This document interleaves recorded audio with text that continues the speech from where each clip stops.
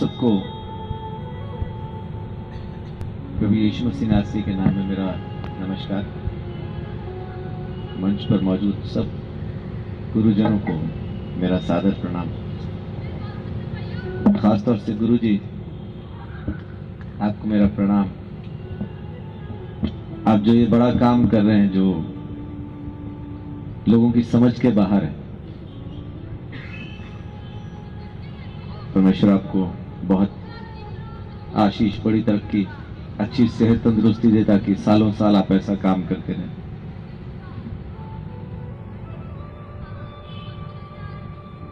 ये सभा जिन दिनों में होती है, उन्हीं दिनों में हमारा भी एक जो बड़ा फंक्शन होता है, जिसको हम क्रिसमस कहते हैं, वो भी इन्हीं दिनों में होता है। सो प्रभु यीशु मसीह जमीन पे क्यों आए, आज मैं थोड़ा सा आपके साथ बात करना चाहता हूं, क्योंकि जब हम धर्म की बात करना शुरू करते हैं तो फिर वो बंट जाता है।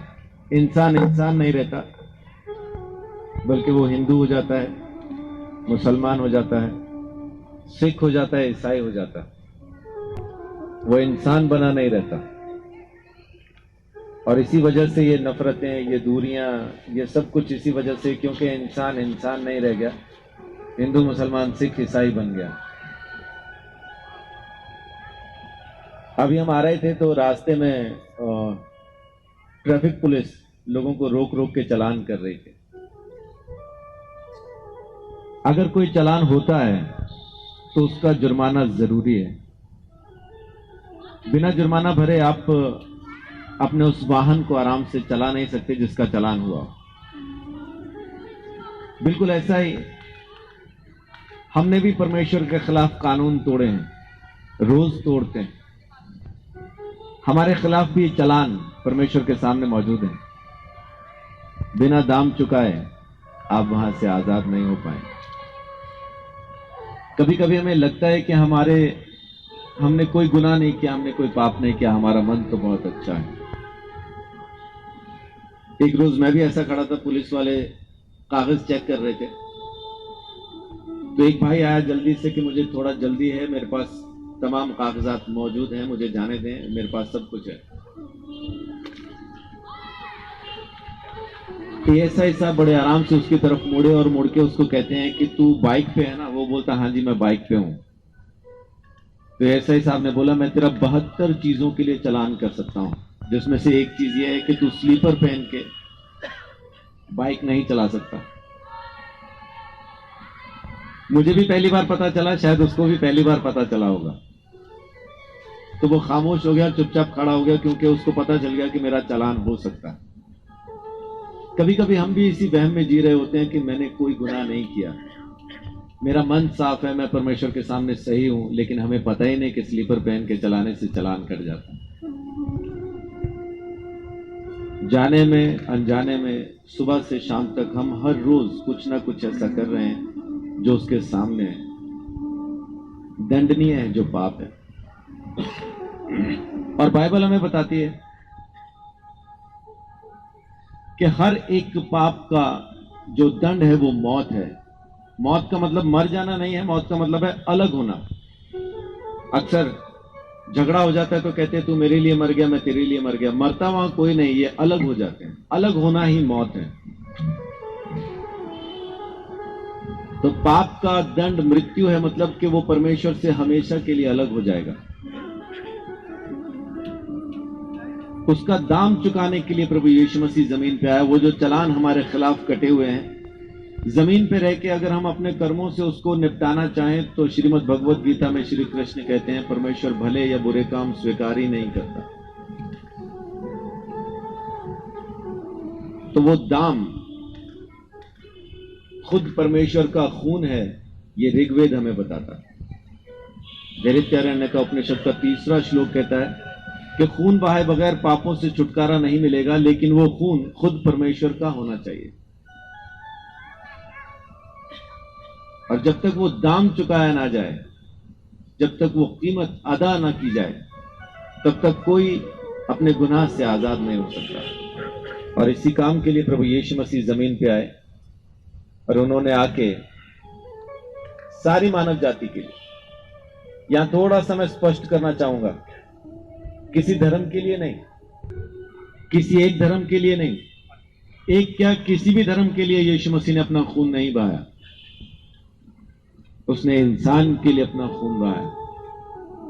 जो कोई चाहता है कि मैं अपने दंड से आजाद हो जाऊं, अपने गुनाहों से छूट जाऊं, उस परमेश्वर ने एक मुक्तिदाता को जमीन पे भेजा। उसके लहू बहाने से सारी मानव जाति अपने पाप के दंड से आजाद हो गई। मेरे जैसे बहुत से आए, बहुत से आते रहेंगे जो मार्ग बताएंगे, ये मार्ग वो मार्ग, लेकिन यीशु मसीह ने कहा मार्ग मैं हूं। वो खुद परमेश्वर की तरफ से मार्ग बन के जमीन पे आया ताकि हम उसके द्वारा खरीदे जाएं और परमेश्वर की संतान बन जाएं। लेकिन हम लोग परमेश्वर को तलाशने की बजाय, क्योंकि अपन लोग थोड़ा सुस्त लोग हैं, हमें पकी पकाई चाहिए, परमेश्वर को तलाशना नहीं चाहते, बल्कि जो कुछ सामने आ जाए उसी को परमेश्वर मान के अपन आराम से पूजने के लिए तैयार है। क्यों? क्योंकि ये आसान है ना हमारे लिए। हमें परमेश्वर की तलाश नहीं है, हमें परमेश्वर की जरूरत है। जिस रोज आपको परमेश्वर की तलाश हो जाएगी, उस रोज वो आपको मिल जाएगा। अभी तक तो सिर्फ जरूरत है, मेरा ये काम हो जाए, मेरा वो काम हो जाए, ये चढ़ा देंगे, वो उतार लेंगे, उधर जाएंगे, ये कर लेंगे, ऐसा बहुत कुछ। यानी जरूरत के लिए हम परमेश्वर को याद कर रहे हैं, उसको याद करने के लिए याद नहीं कर रहे हैं। जिस रोज आप परमेश्वर को तलाशेंगे, जिस रोज आपका रिश्ता उससे हो जाएगा, उस रोज सब कुछ हो जाएगा। और वो धर्म में नहीं आएगा, मैं ईमानदारी से आपको बता रहा हूं, यहां आपको कहता हूं, उसके सामने ये प्रकट हो जाएगा कि किसी भी धर्म के लोग उसके सामने नहीं होंगे, ना हिंदू, ना मुसलमान, ना सिख, ना ईसाई। उसके सामने सिर्फ वो लोग होंगे जिन्होंने अपने पाप को स्वीकार कर, उस मुक्ति के दंड को, उस दाम को स्वीकार कर उस परमेश्वर के पास आने के लिए अपने आप को चुन लिया। परमेश्वर से प्रेम करें, परमेश्वर से मोहब्बत करें, उसके साथ एक रिश्ता बनाएं। वो बाप है, पूजने की चीज नहीं है।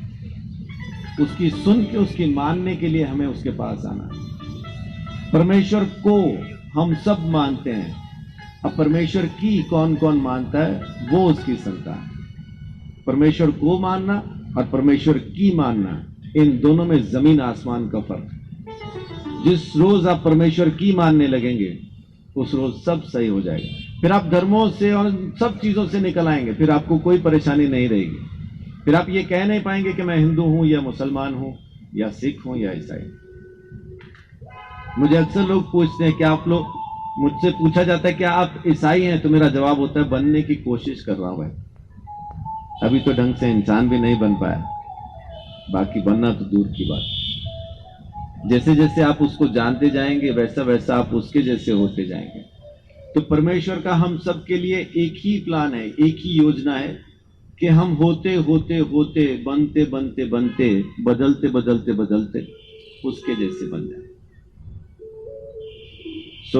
आज मैं यही संदेश देना चाहता हूं कि परमेश्वर ने अपने मुक्तिदाता को, अपने बेटे को जमीन पे भेजा, जिसने दाम चुका के, अपना खून बहा के संसार के अंदर से पापियों को खरीद के परमेश्वर की संतान बनाया। जो कोई इस बात का विश्वास करता, वो यूं उद्धार पा लेता और परमेश्वर की संतान बन जाता। परमेश्वर आप सबको बहुत आशीष दे, बड़ी बरकत दे। बहुत बहुत धन्यवाद मुझे समय देने के लिए।